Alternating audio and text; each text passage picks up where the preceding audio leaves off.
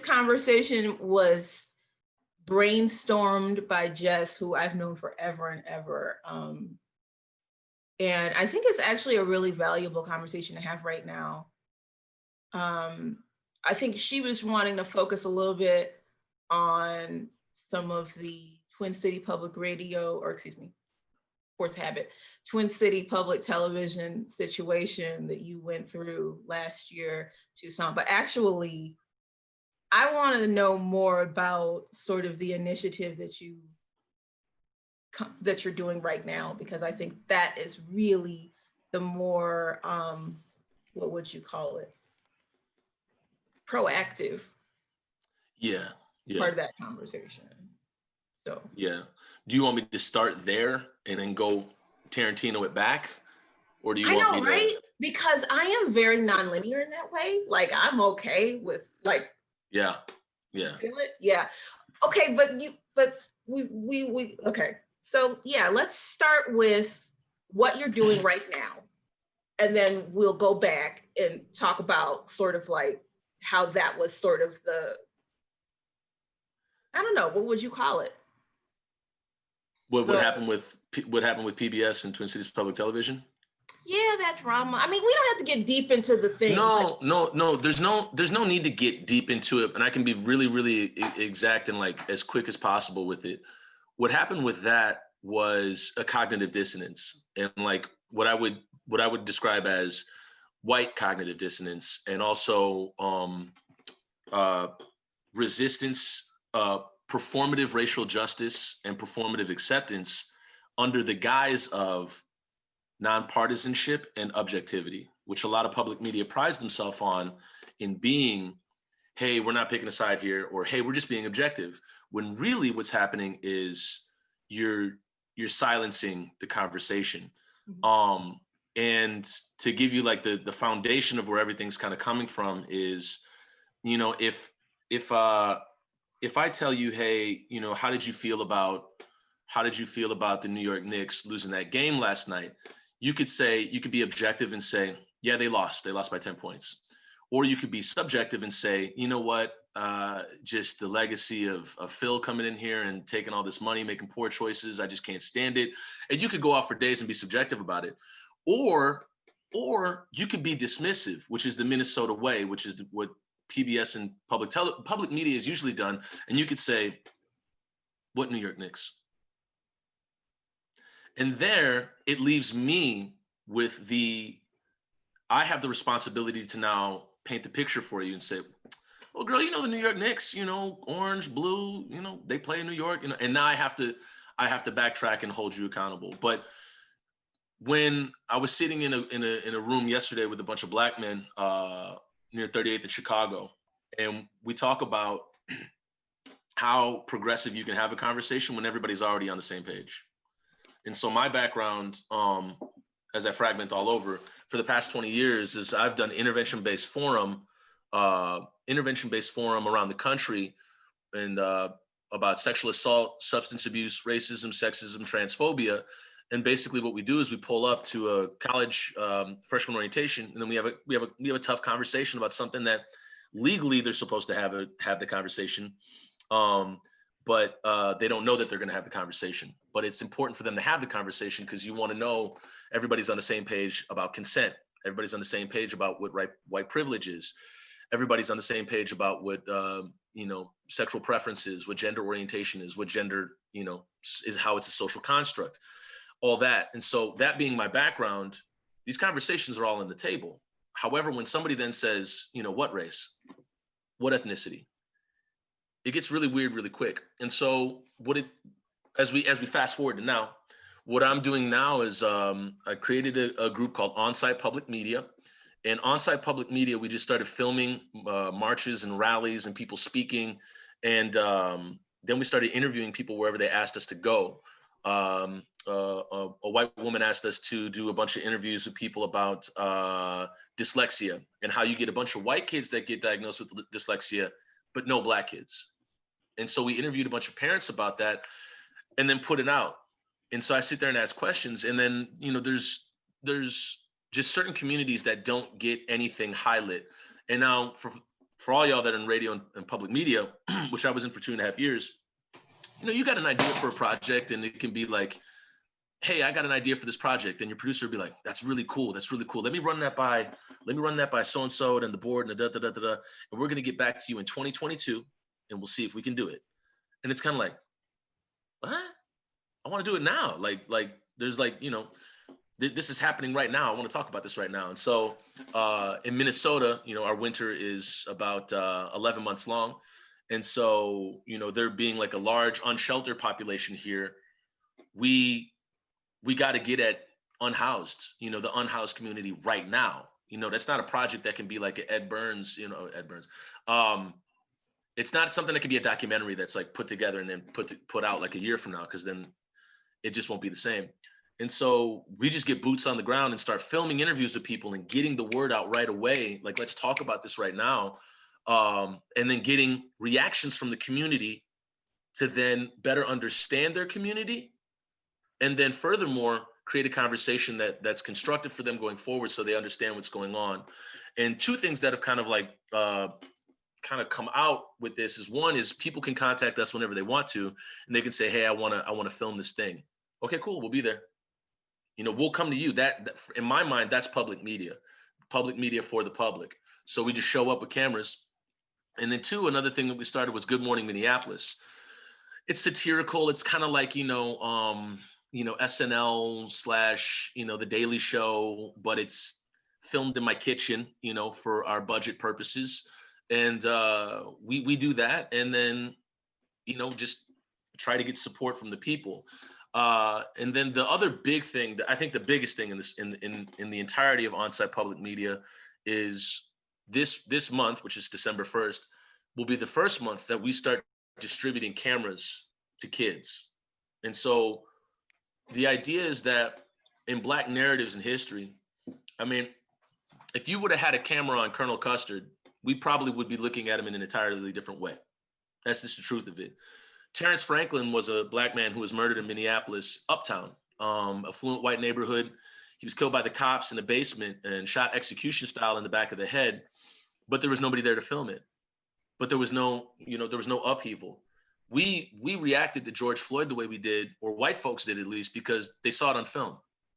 The world saw it on film.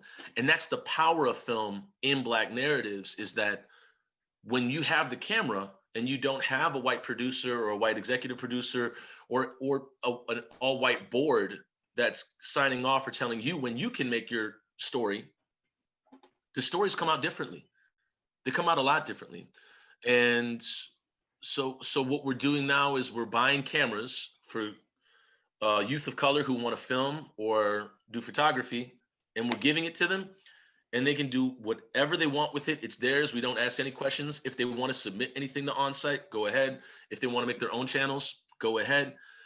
But the idea is that it's giving Black folks as many cameras as possible to tell their own stories. So I think that's the most important part of On-Site right now. So yeah. Right.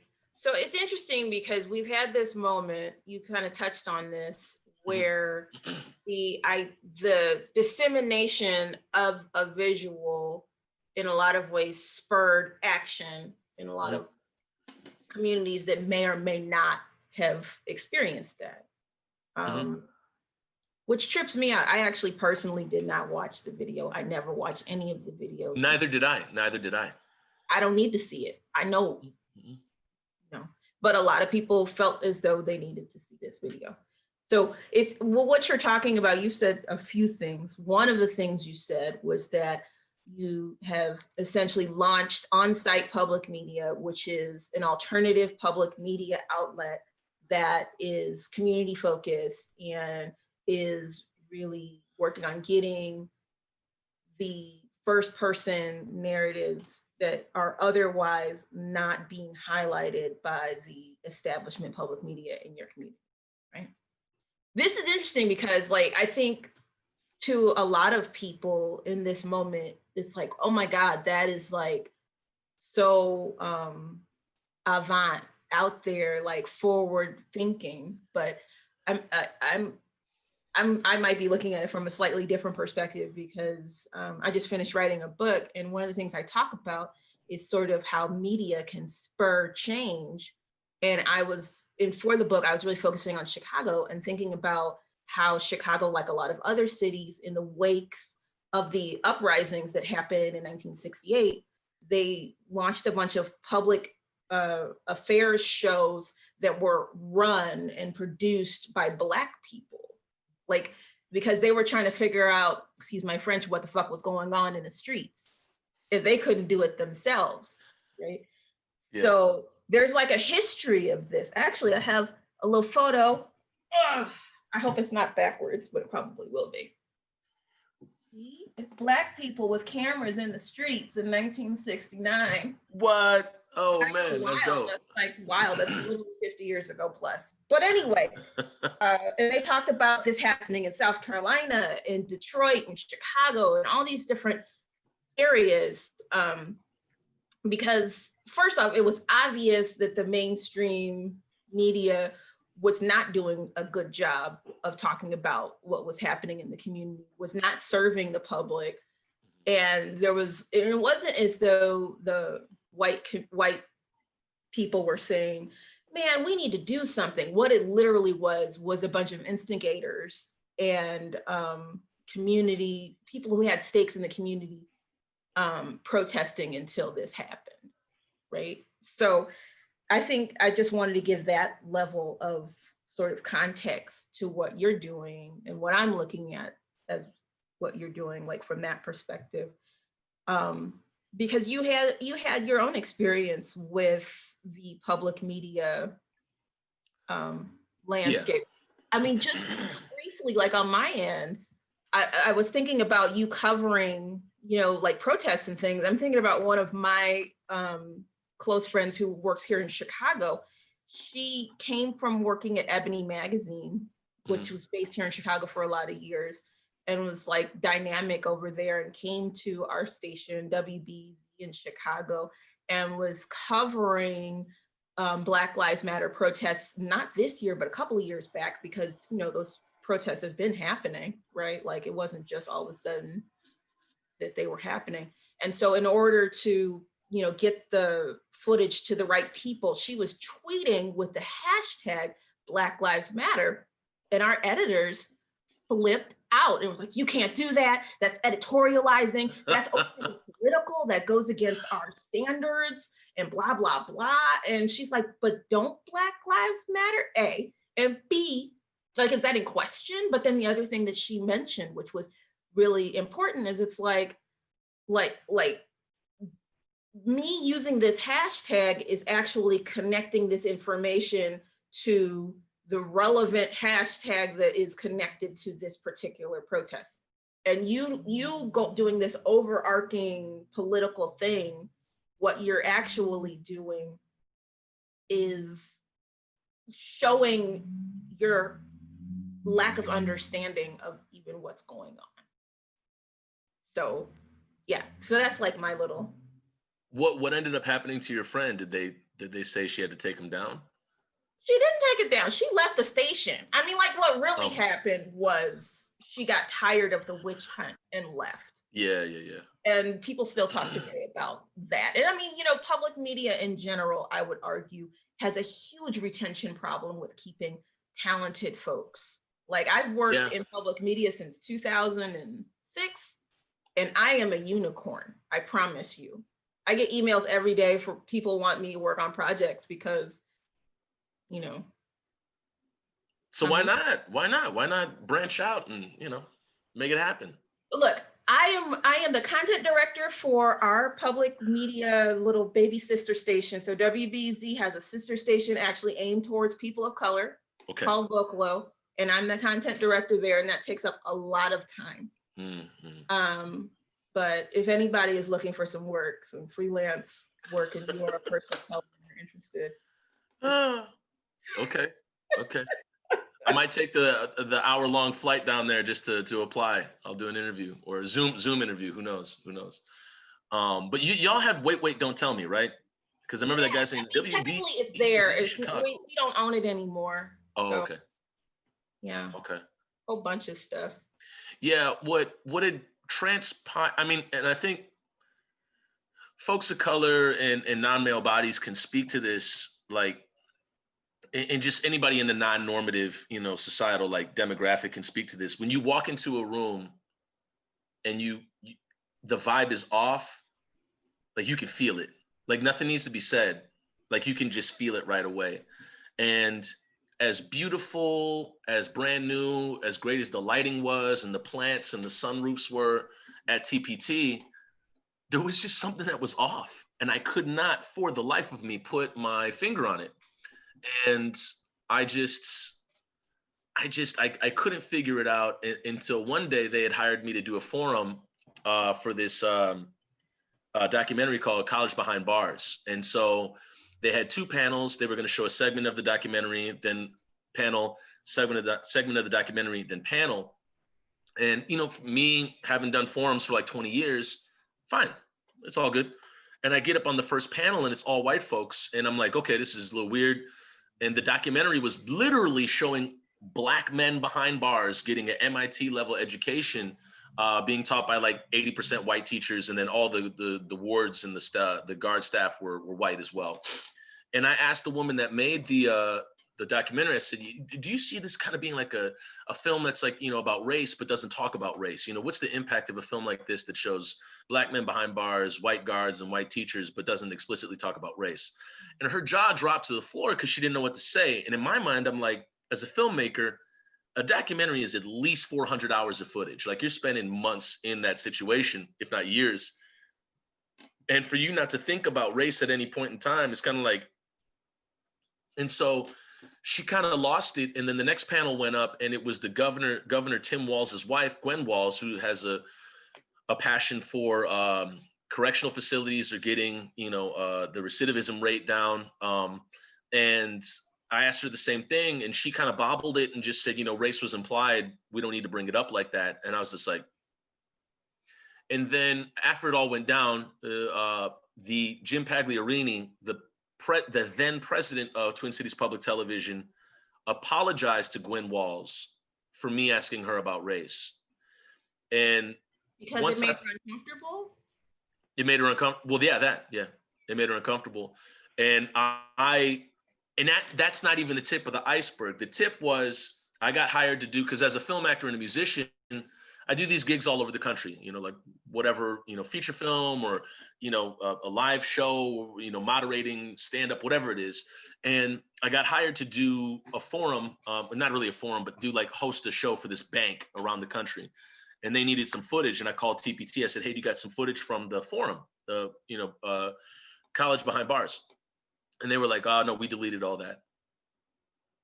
And I was like, oh, so you deleted all the footage from the forum that we had with those white people that felt really uncomfortable. That's interesting. And then they responded, they said, hey, we didn't want to ruffle any feathers. And at that point I was like, this is bad. This is like really bad. Because you have an entity that prides itself on being nonpartisan. It's taking money from the government, it's public media, but then covering the government's, excuse my French, ass, so it doesn't show itself to, its constituents. And that was so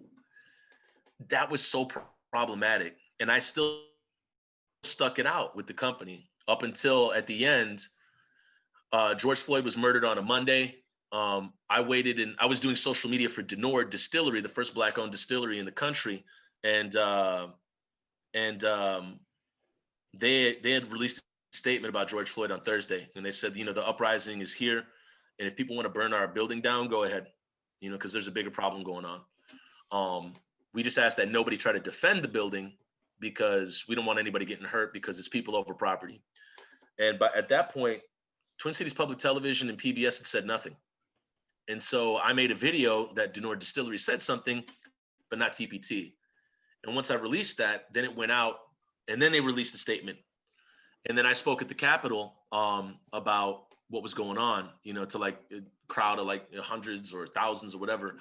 And then I got a call. I talked to my producer at TPT and they said, yeah, we're willing to, because we had a project coming up that was called News from Scratch, which the poetry of it is hilarious. It was called, I'd been doing this show for PBS called America from Scratch, where we say, if we made America from scratch today, would we? allow 12-year-olds to vote? Would we have state lines? Would we, like all these weird things? And funny enough, they never let us talk about indigenous people, because God forbid.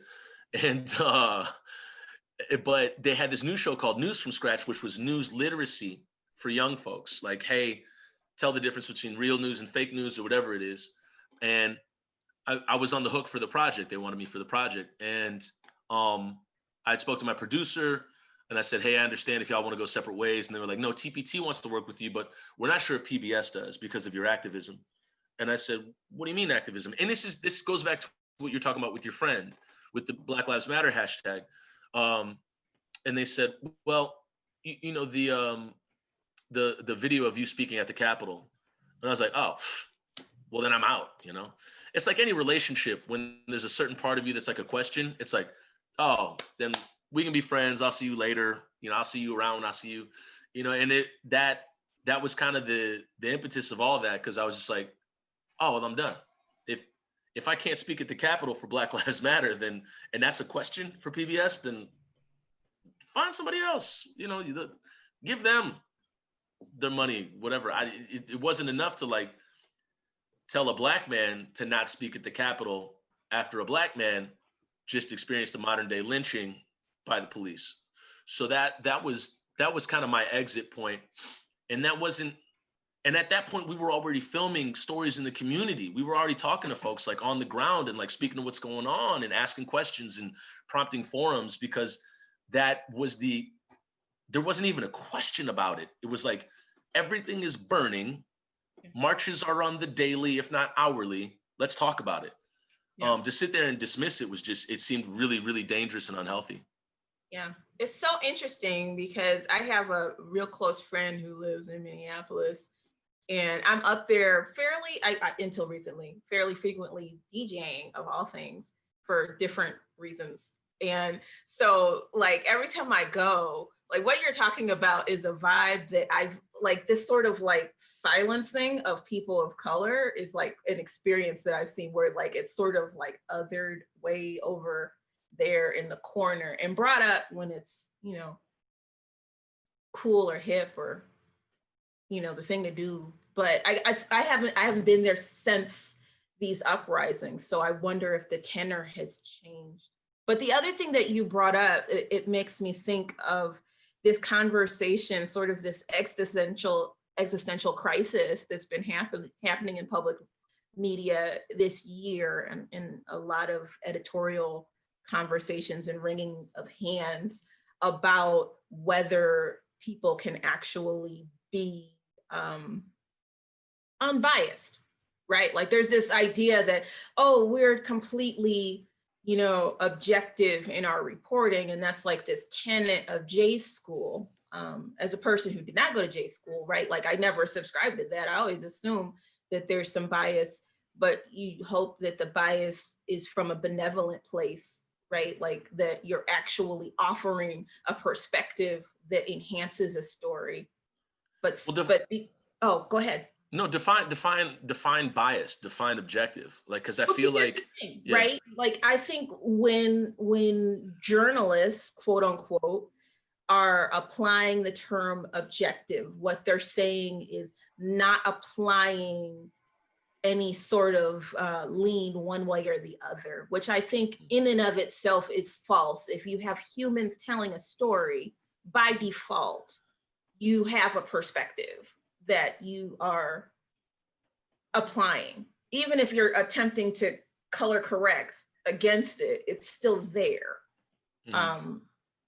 Yeah, so I do think that that's interesting. But I mean, one of the things that I think a lot about is there's a movie that was shot in Chicago, because I'm all about Chicago, called The Spook Who Sat by the Door. It's based on a book by Sam Greenlee. And basically what it talks about is this guy who is sort of like he's woke and he's trying to like fight the man, but he's working in the establishment to do it. So the question is, okay, do you go in the establishment or out of the establishment? What side of the perspective, inside or outside, can you actually affect more change, right? And this is the thing that I personally think a lot about because I clearly chose right? Like I'm in the public media establishment. Oh, Greenlee. Greenlee. Sam Greenlee. Freeman, yes, thank you. Someone's saying it's a great movie. It is a great movie. Great movie. But it is like sort of this existential thing. Like, is it better that we create our own institutions, that people of color and women and all the other folks create our own outside institutions because you just like, excuse my French, burn that shit down because it's just like rife with, it's not even worth fixing? Or do people work on the inside? Or maybe the flip of that is like, can both things be effective to change? Like, what's the name of the limb that kind of like the black, excuse my terms here, I remember you phrased it differently, kind of like the black limb of WBEZ? What was it called again? So here's the, so like, okay, I'll give you a little backstory about Vocalo. If you've been following public media and Vocalo, it's an epic tale, sometimes a tale of woe, but right now we're in a good spot. So Chicago Public Media, back when we were Chicago Public Radio, like they decided that, oh my goodness, we're in a city that is very diverse. Up until very recently, we were like a third Latino, a third Black, and a third white. And yet our listening audience is like super duper duper white. And we're not reaching these other people. And the tenets of public media is to reach the general public. And how can we do this? And they realized they had an extra frequency, so they're going to launch this other frequency. And originally what it was sort of created right around the time that YouTube came to prominence.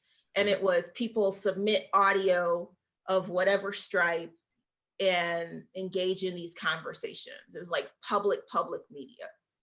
The problem with this was it was launched at a time when everybody and their dog did not have good recording equipment and nobody knew what a podcast was. I've worked with the project in the beginning, so it was like there was a lot of issues with that. So now everybody does podcasts. I really think that if we were to relaunch Vocalo today doing that, it could actually be really popular and successful in just doing that. Today, what it does is it's more based on, it's like an urban alternative radio station. So it's music based, but also with conversation and news and things like that. So you would have more podcasts on it? I think so. I mean, I think it would be more of a split. Like a lot of public media stations in past years, they were split. So like at night they'd play music and during the day it'd be talk based. Most public radio stations now have decided to become all music or all news and information. But I think that Vocalo could actually be successful doing both today. But it's like we're too far down the road to switch up now, I think. It's never too late. It's never too late. But it is. I think.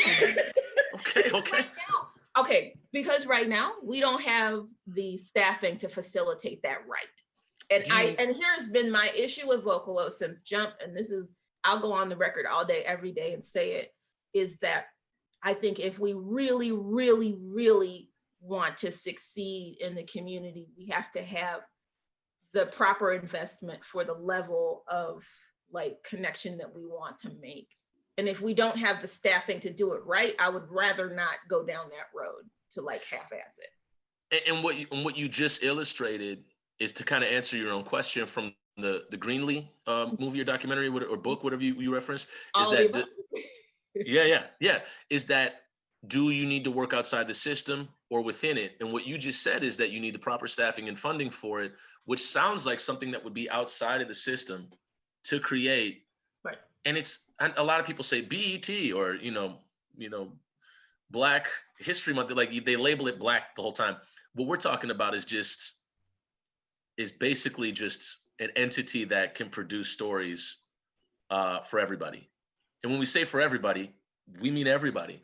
And it doesn't just mean like old white folks making documentaries and turning them out, like 2025, here's a George Floyd documentary, or 2035 for that matter. And the idea is that it's reflecting society like back at itself right now, as opposed to, well, you know what, those riots in Chicago, man, that was sure a thing. Good thing it's in the past, because right now we don't got those problems. Because if you had a public media entity that you were just speaking of, they'd speak to that right now. They would talk about it right now. You know, Laquan McDonald would be, you know, like that would be right now. Like it wouldn't be, oh, how did this happen here? Oh dear goodness. And so you would have, you would literally, what you just illustrated, you would reframe the entirety of public media itself. And podcasts, like when you think about public media and public radio, all it is kind of a podcast, really, you know, with music some here and there. But if you had, yeah, I don't think it's too late to get some Black folks or just some folks but what doing I'm podcasts. saying is, as you know, it takes a lot to do it right. It's not like one person producing content that is high quality. Like, now, but here's where I push back on that, is that you might have to reframe on the idea of doing it right, because this idea that everything needs to be like, you know, nip tuck, like perfectly looking, and this is that and the third. Like, you look at Vice, that is white font on a black screen. It's so minimalist that it's just, that's all it is sometimes. And so if you break it down, if you get minimalist with it, like, does it need to sound like This American Life with like all the sound beds and this is that? I've seen people make feature films for less than $5,000 and they look like they were made for $500,000. But that shouldn't be the goal, obviously. But the idea is that, can you, of all people, you probably know better than anybody, can you make something that looks better than what's out there for less? But not still have to like shorthand everybody. Like it could probably happen, because you look at the CEO of NPR, just take that for an example. The white brother who's the president of Minnesota Public Radio, I think he makes like what, $250,000, $500,000 a year. Does he need all that money? Probably not. And what happened was they fired Garrett McQueen, Black classical radio DJ, who was like, the city's on fire. A Black man was lynched. I'm going to play some music from Black people. Like, I'm not going to play this old dead white man stuff. And then he got fired for it. Like, that's the world that he lives in. Garrett McQueen could serve way better, or a place could serve him way better, that didn't have that mindset and isn't paying a white homie $500,000 to make racist decisions. And what happens after that? NPR then turns in on itself and creates Transform NPR, which is like it's like an in group of folks that remain nameless, remain faceless, because nobody wants to lose their job. And they then try to change the company from the inside. That's how insidious and how inefficient the money has been used. If you had Minnesota Public Radio money, you could make 3 BIPOC public media companies for the amount of money that they're wasting. You know, so I think doing it right is entirely different than what you're seeing as performed as doing it right. But man, Ayana, when you get the go ahead and you just start from the ground up, you give me a call, because I'll be there. I'll be right there. I feel you. I think, you know, maybe I just, am I jaded? I don't know if I'm jaded. I think ultimately when I say do it right, what I mean is, I think sometimes some stories actually deserve the treatment that other less deserving stories get on a daily basis, is what I'm saying. And it's like, when we do produce work, I think you can hold it upside anybody else that's in our system that's doing work. But I'm not gonna, like, if we can't, I know what we can do, and I know, Yeah. You know what I'm saying? Yeah, and you hit it on the head. Some of them deserve the treatment and some of them don't need it. Like, one of my favorite shows is on it's on the jazz station here in Minneapolis, and it's run out of it's run out of Minneapolis North High School. They have kids introduce, you know, some of the songs sometimes, because they just don't got, you know, the money for the staff. And one of my favorite shows, I think they outsource it from somewhere else, is called Radio Deluxe. And I think it's a white guy and a white woman, and they're older, and they just talk about, you know, playing the piano every now and then and songs they love. And they're at a piano, I think, because the white woman will break out something on the piano every now and then, and they're just talking. And then they're like, you know what? I just found this one. I'm going to play this for you right now. I know you didn't ask for it, but here it goes.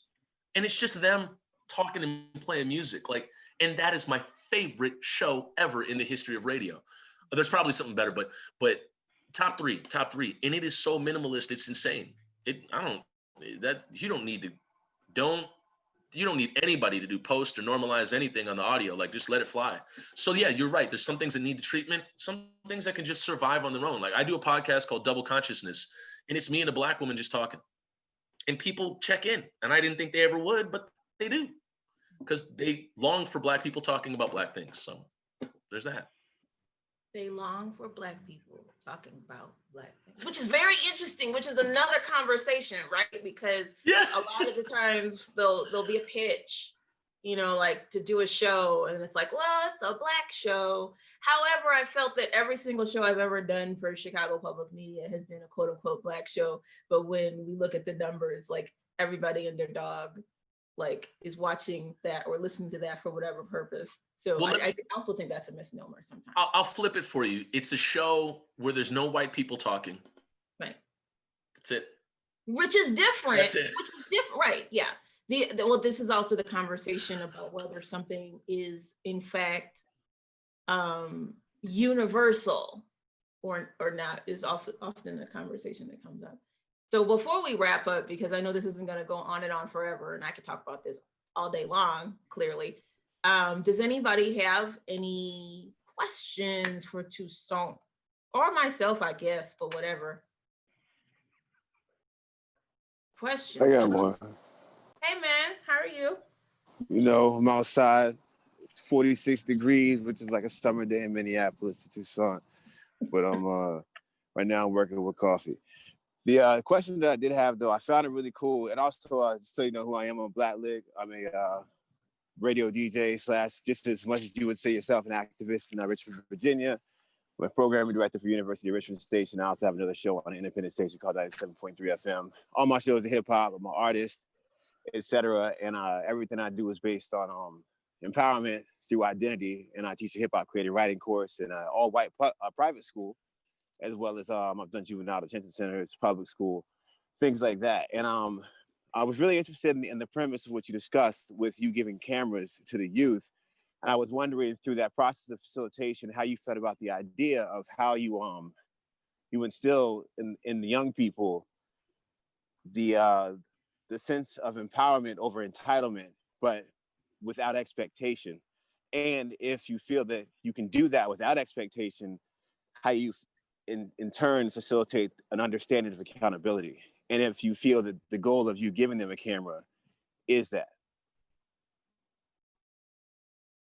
Eliminating expectation on my end is easy because, I mean, a year ago, before I started going to therapy, I'd probably say it was pretty tough, but I wouldn't have been able to recognize it. But now it's the idea of, because I've done a lot of spoken word workshops with youth in different elementary schools, and I usually have an expectation, but I just started letting that go at a certain point, because the kid's going to write what the kid's going to write, and their world is their world is their world.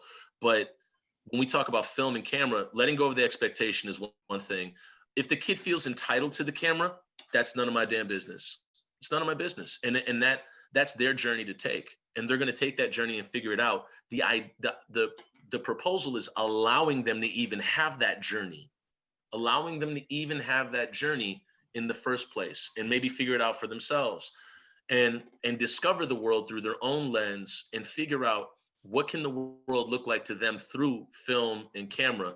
To get back to another part of what you said, I think was the idea of empowerment is through giving them the camera and then letting them know, like training them how to do it, because there's several people that we have that can train them in on stuff, and then helping them develop their own base or foundation, or contributing to on-site if they want to. The elimination of all that is quite easy on my end, because it's like, here you go. I know that you asked for this camera, so therefore you're going to do the right thing with it for however much time. You may get tired of it. Camera can work a year from now. Who knows? But the point is that the art doesn't go away, and the Black narrative is never going anywhere. So they're always going to be there as a part of it. Did I answer your question? I feel like I got to like maybe a fourth of it. Yeah. I feel I was really curious mostly too on the idea of where you were coming from in the process of how they get a camera, and if you did have partnerships within the community, because you know, a lot of times, like what I do with hip hop creative writing is the same sort of thing. Like I used to go to a class, I go in front of these kids and I'd be like, all right, I'll make y'all write a fly 16, etc. And then I thought about it and I was like, but the true path to finding identity is to create the opportunity for you to be able to recognize that you can experiment and express yourself through the lens of this art. Yeah. But you know, that also comes with how hands-on you're going to be. And like if they ask for it, like how far are you going to go before you end up influencing them through your mentorship? And so you dropping a camera in the community, I was really curious about how you felt about like when you gave them that. If, for instance, you know, one of the big things with George Floyd was that everybody filmed it, but that meant that everybody watched. And so that created a backlash within my community about the fact that, yo, that never would have happened around here. Somebody would have stepped in, etc. And so when you give somebody the idea to give the eye, do you also feel that or did you meet any sort of backlash or have a question or a second thought of like, well, I am facilitating an extension or association to the responsibility of what could be captured through this eye that I'm presenting? And do I instead tell them like, yo, I set the expectation of I expect you to do something if you see something, or do you just say, hey, have fun? Well, I mean, I think there's going to be expectation coming in anyways, right? It's not just like it's not like anonymous giving to anonymous person. Like there's intent behind it. So there's intentionality behind it. So that's going to be there. That's ingrained into it. So you kind of hit that on the head with that. There's going to, if somebody's coming to onsite, or if I reach out to the community, which is kind of what I've been doing anyways, has been like, hey, who needs cameras here? Who wants to work with cameras and who wants to film here? Oh, so and so and so and so and so do. Okay, cool. Let's work to get those people. They're going to know that we gave them the cameras, so they'll probably have they'll have a presumption of expectation. Absolutely. On my end, the backlash, if there's any backlash and somebody's like, you know what, you maybe should not have given these cameras to these kids, because now it makes them it's going to make them lax, and they're just going to want to film Black people getting killed. I mean, I can't, that could happen, possibly, but that's not the point. The point isn't to give cameras to people to film Black people getting killed by the cops. That's not the point.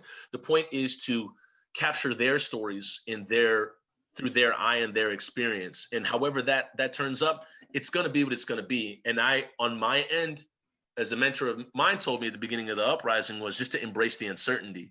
So that it would have to be communicated, and it's going to be communicated already. Hey, this is your camera. If you want to send stuff to onsite, cool. Here's some other places around the city that you can send to. And also, this isn't anything new, because Minnesota Public Radio just hired youth of color to tell the story of George Floyd Square. So this is something that public media is kind of already taking note about, and putting the governing hands at the helm just in youth. So for me, there would be an inherent expectation, but that going forward, it would just have to be tell your story. If you want to send it to onsite, cool. But then also, I mean, this would have to be navigated going forward. There is no part of me that is, feet cemented to the ground, like, well, this is the way it has to be. This is definitely going to get it's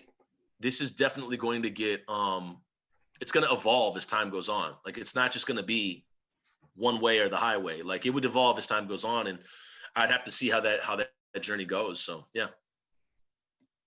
Thank you. I really also want to say I do really admire the concept and the execution and the language that you're using to define what you're doing. Keep doing that. I'm gonna follow you for sure on the internet and all that, bro. That's really powerful stuff, though, bro. Respect. Appreciate it, man. Thank you. Yeah. Speaking of which, what are all your handles for the organization that if folks want to keep up with you or even submit things? So Instagram, it's instagram.com/onsite public media. Can you drop it in the chat? Oh yeah, the chat. Yeah. Oh, where is this chat? There it is. Okay. Yeah, I'm gonna drop them all there. But it's all onsite public media. And down the line, I'm kind of like, I'm kind of just a little bit like apprehensive of it having public media attached to it. I wondered Like, about that. I was yeah, like, yeah. man. I'm not sure how I feel about it, Ayana. I'm not sure because you got Vocalo. It's just Vocalo. It's not Vocalo public media. No, you definitely know? not. No, I mean that was intentional, but but I mean, You don't say it's public, they'll think it's private. That's how it always works. So you gotta fight the marginalization. The moment you label something as black, it's no longer white. That's why you got 11 months on the calendar that don't have a race associated to them. Mm. Yeah, I think we didn't say public media just because it's actually kind of an insidery term. Like if you don't actually pay attention to what that sort of thing is and what it means, it's almost meaningless. It's like a signifier that, so for instance, like it tends to be if I'm explaining Vocalo to people, I try and explain it based on specific programs that they might have watched, but not even understanding that like public media is this entity with this like broader vision of reaching the community and whatever. Yeah. I think we have a much richer history of like Black talk as being community radio in Chicago.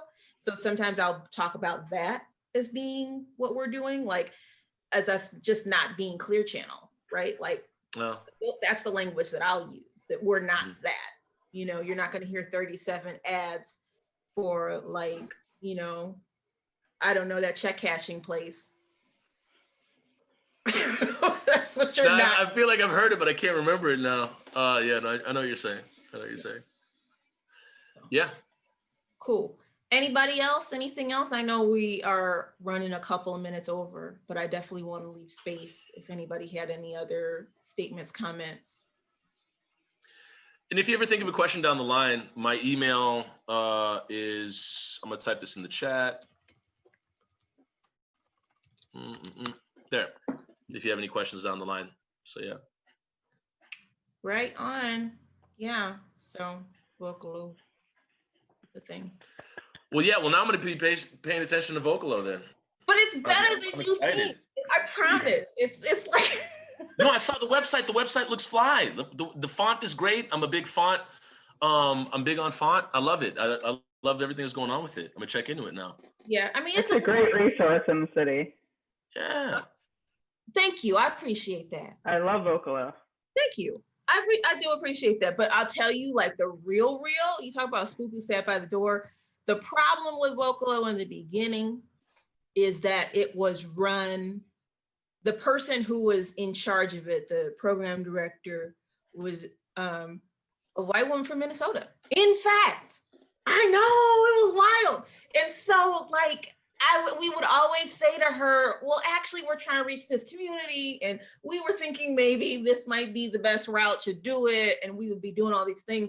And she would just like move away from these ideas because they made her uncomfortable or she didn't feel like they were valid or what have you. And so now that I am in the seat, many years later, I'm like, now is the time to actually roll out. And in between, there was a really dope person named Sylvia Rivera who actually really helped right a lot of those wrongs. But yeah. Okay. So. Wow. Initially run by a white woman. Okay. Yeah. It's a long story. I know you can't speak on it, but just say that's interesting to know. That's interesting to know. Oh, it was initially my man. Yeah. Yeah. Well, yeah.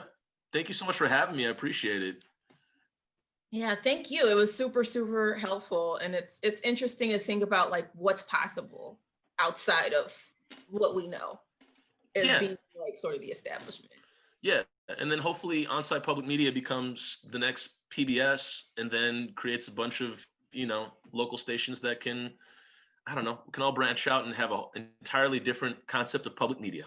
That's exactly what I meant to say. I thought a lot about that because I think there's definitely value in creating like separate things, but there's also so much value in PBS and NPR as networks. Like the network is a super valuable thing. So what I hope to see is as a lot of these independent like entities come together, that they form federations so that everybody can like lift as we climb, as they say. Like, I think that that's such a great model to work from. Like, ignore all the other bullshit. Excuse my French. I'm not on air, so I get to say what I want. But it's a new world. It's a new world. Brand new world, yes. Yeah. Okay. So cool. Thank you, everybody. Yeah. Thank you. Back. Peace. Thank you. See you Thanks, in the next one. Yolanda. About y'all. Bye.